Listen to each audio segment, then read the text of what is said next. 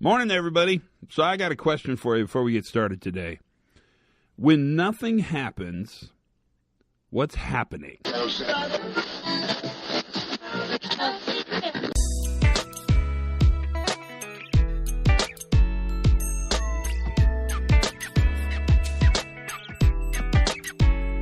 everybody, and welcome to the Pre-Accident Podcast. I am your host, Todd Conklin. How are you today? I hope all is well with you. That's always my hope. It's my hope for everyone, really, but especially for you today. I really feel it for you. I hope all is super, super well and things are grand, et cetera, et cetera, et cetera. So today's podcast is interesting. You could probably tell from the beginning that I've become really fixated on something Eric Hollnagel talks a lot about. And at the HOP conference this year, when he gave his keynote, this is pretty much what his keynote was about. And I know when I ask this question, when nothing's happening, what's happening, that the initial response I get from traditional safety people is complacency sets in, or we get lazy, or we get overconfident, or we get comfortable. But I think actually that's the answer that people think I want to hear. But I actually think that's not the right answer. I mean, of course, complacency sets in. Complacency is present all the time. That's not even a problem. But I actually am much more curious around this definition. And it's something James Reason said, and he said it a really long time. So Uncle Jim Reason, and if you don't know who James Reason is, pause now. That little gap was for you to pause and look up James Reason. But most of you are going to know who he is. He said this a long time ago. He said, safety is a dynamic non-event. In order for nothing to happen, for a system to be safe, a lot of people are doing a lot of work. That's kind of paraphrased a little bit. I'm pretty sure I didn't quote it exactly.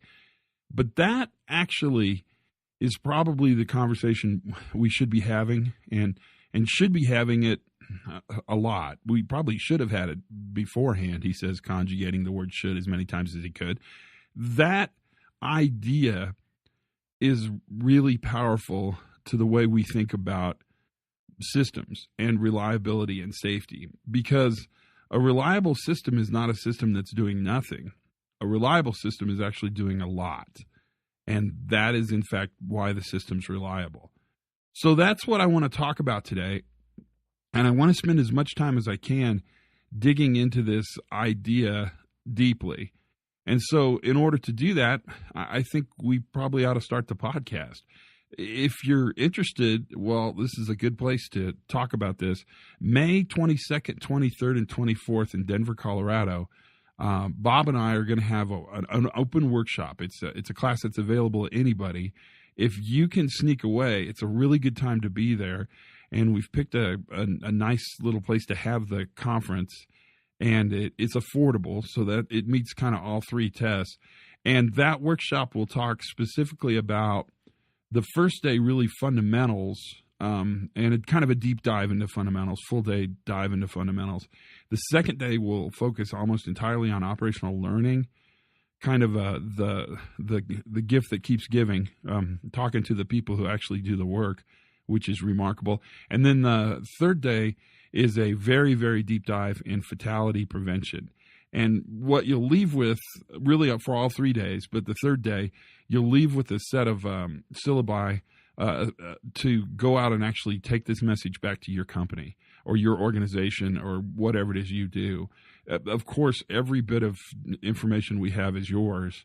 And we'll make sure before you leave that you have copies of everything so you can actually go out and work with your guys and gals and talk about these issues. The fatality stuff, it's probably, I feel bad. I probably should have had this meeting a while ago, but they're hard to coordinate, and so I wanted to get it set up. But that's kind of neither here nor there.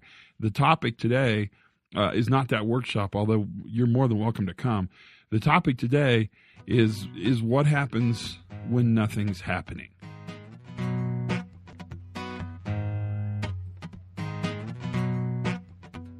So let's begin by talking about this idea of a dynamic non-event.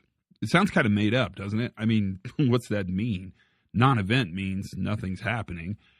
And dynamic means it's in constant motion. If you've followed the podcast closely, and probably most of you have, and you know when we talk about complex systems, We talk about the fact that complex systems are always in motion. And organizations are really more like complex systems than they are like linear systems. I wish organizations were like linear systems, but they're not.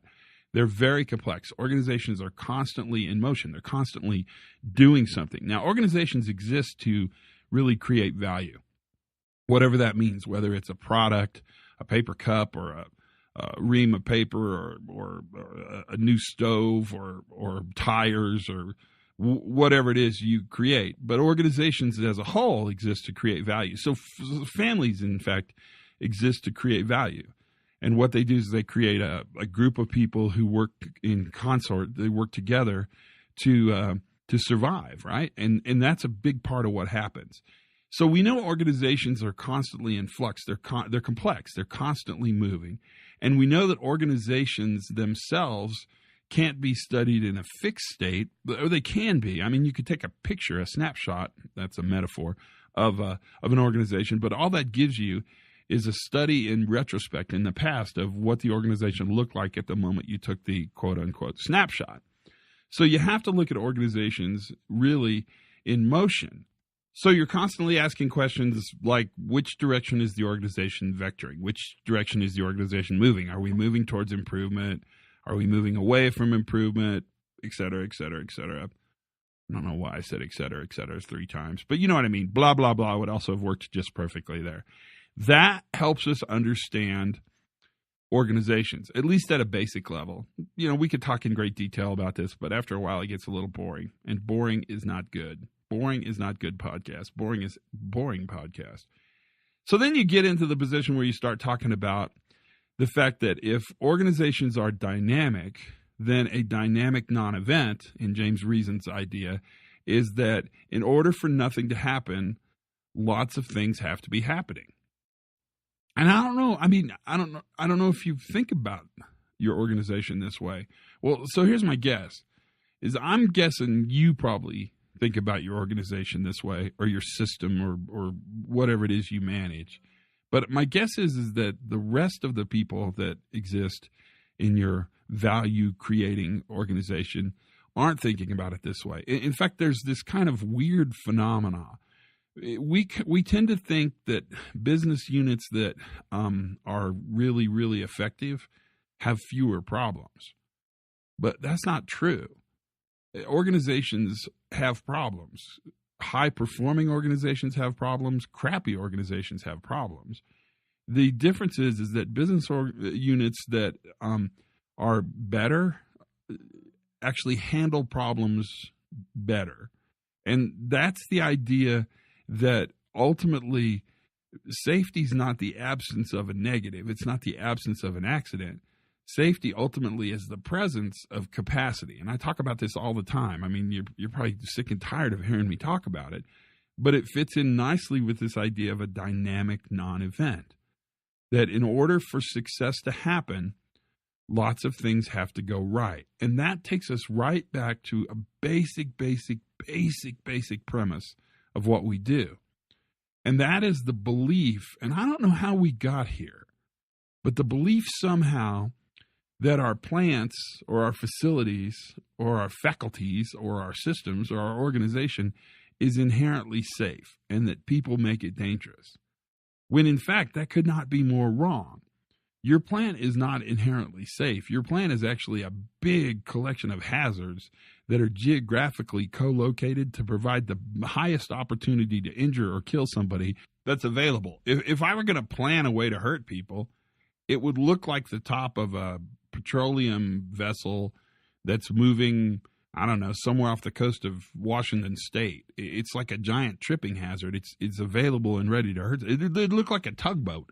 A tugboat's got a million ways to pinch you, right? So your facility is not inherently safe.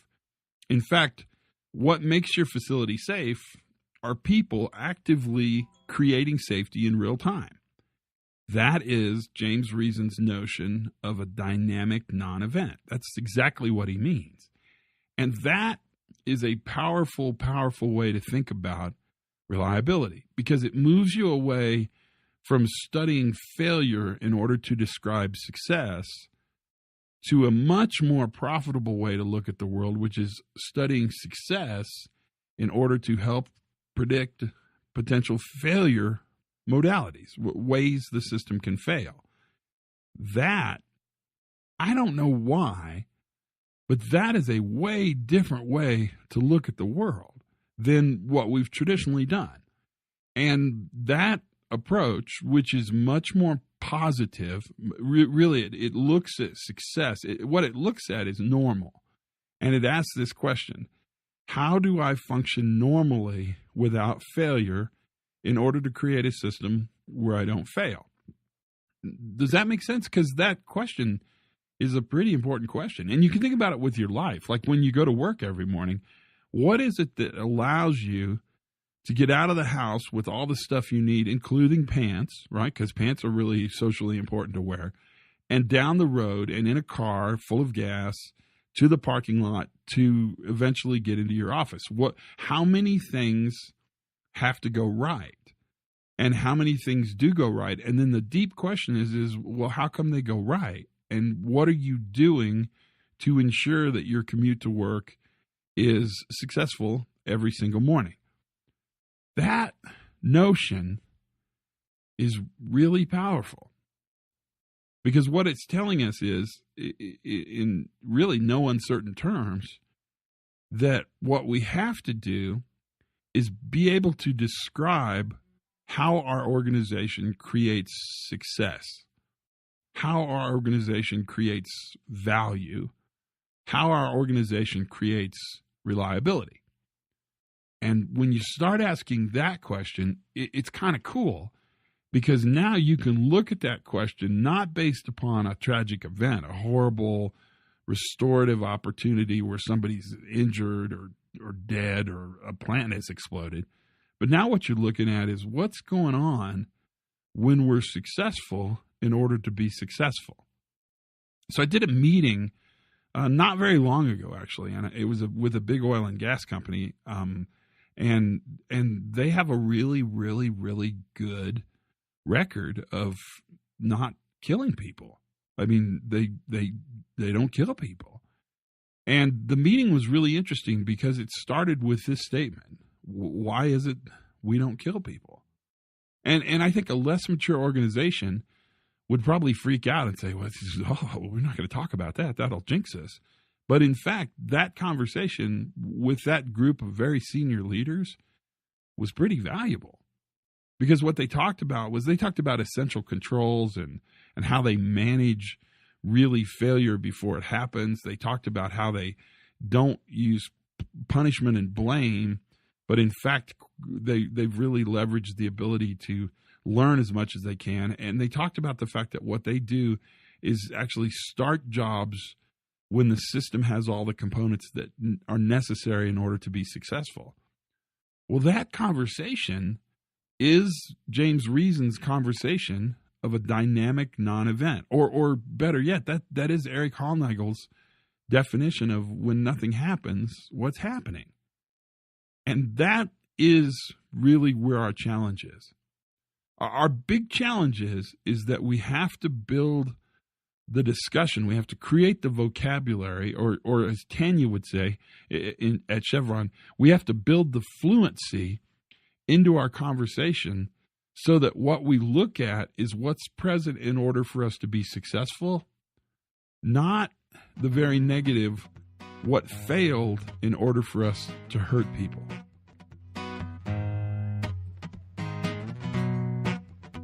So now we built a case, give or take some arguments there, but it was a pretty good little discussion on why it's important to understand and monitor success. And that challenge is a great one, because there's way more success than there is failure. And so collecting data on success would be it'd be a big deal, a Herculean task, almost, dare I say it, impossible. I mean, you'd have to have giant data sets, and you'd have to actually go out and monitor what was successful and measure it, but that'd be hard. What maybe is more profitable is understanding what systems are necessary when we build success. And one of the ways to do that is to talk to the workers and ask them, when this job is good, when it's on time, under budget, nobody's injured, high quality, high production, no environmental releases, all the metrics we use to measure good, measure value. What systems are necessary in order for the system, for the process to be effective? What has to be present in order for us to do this job as effectively as we possibly can?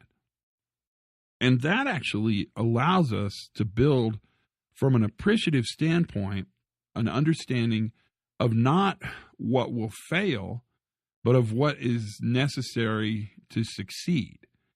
And then from there, you would have to constantly ask the question, is this sufficient? So we're going to introduce the idea of necessary and sufficient, right? Because what's necessary over time will drift. And so then sufficiency becomes a really important question. Is this enough? Do we have enough? Have we thought of everything we can possibly think of?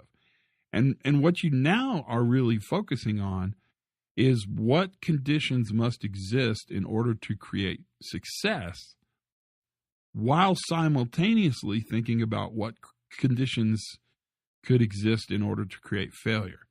And now you've doubled your data set. You're not just looking for hazards and how they'll fail, but you're now looking for hazards and controls and how they'll succeed. And that actually, it really is kind of a force multiplier. It allows you to really change the conversation, but it also allows you to look deeper into data, into information about your plant or facility that you may have not looked at before. Not because you're a bad person, but because we simply take this for granted. We believe if nothing happens, then nothing's happening. And that's what we're trying to counter. When nothing's happening, something's happening. Right? And what's happening is that all of our systems, our planning, our processes, our protection, our controls, our hazard identification, our training, our qualification, our adaption, all those things are effectively aligning so that we can do high-risk work well and do it without consequence of failure. We may have failure, but what we manage is the consequence of that failure. That idea, my friends and neighbors, is really a powerful idea, and it's one that we can't spend enough time thinking about. But in order to think about it, we have to build this fluency. We have to build this discussion around what processes must exist for us to do work well. And so the idea that a business unit that is perfect has fewer problems, or a process that never fails must be simple, those ideas have to be directly confronted. We have to push back on those and say, what is it that makes our highest performing team our highest performing team? What conditions exist, what components exist in that team that allows them to move to this level of high performance? And I think what you'll find, and let me take that back, I know what you'll find is an environment that all of a sudden is much different to study, to understand. And between us chickens, it's a lot more satisfying and it's more fun. It's depressing to go out and look at failure all the time. It's depressing to look at how systems fail.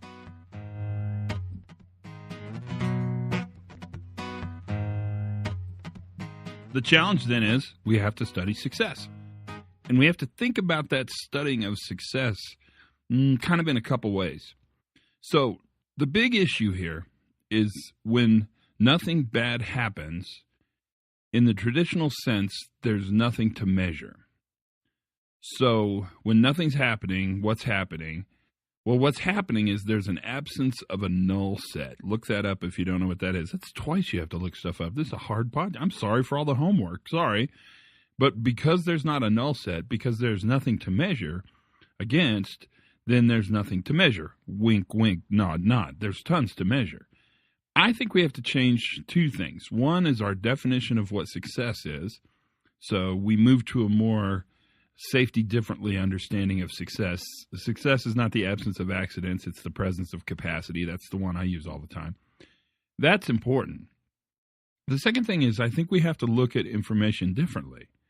And we have to think about the fact that really what we want is a collaborative environment that understands how to manage normal variability that's constantly detecting and correcting. That's what we want. The data is not that. The data actually becomes the food. The collaboration is the meal. Well, let me say that differently. The data is the ingredients. The collaboration is the lasagna. And that, actually, I'm super proud of that metaphor right there. I podcast over. That's how we want to think about information. We gather data to actually make collaboration more effective. We gather information so that when we collaborate, we have a better idea of what we're working with in order to bring sort of all parts together. The management, the planners, the engineers, the maintenance guys, the operators, the techs, the regulator, the enforcement people. All those people come together in order to create reliability. And systems that are really reliable tend to sort of lean on collaboration. They lean on this collective grouping in order to create that success. That ultimately is where we're going. When nothing's happening, what's happening? Well, what's happening is a lot of people in a collaborative fashion are constantly collecting information from the system and in real time detecting and correcting. The conditions that have to be present in order for success to happen are controls, planning, all those things. They're working. And when they work, nothing happens. Want me to say that again? When they work, nothing happens. That's the podcast. It's a tiny little discussion, but it's really something I'm thinking about a lot, and I need for you to think about it as well because I need your input. I need to know what it is you're thinking and how this hits you. That'll help me a lot. Stay tuned. If you get a chance to come to Denver and join us, we'd love to have you the 22nd, 23rd, and 24th of May. It's a great time to be in Denver, and we'll have more of these types of discussion. Keep listening to the podcast and tell your friends. Subscribe, rate us, but only rate us good, dang it. That seems to make some kind of difference to somebody. I don't know who, because I really don't know who. Until then, my friends, learn something new every single day. Have as much fun as you possibly can. And for goodness sakes, be safe.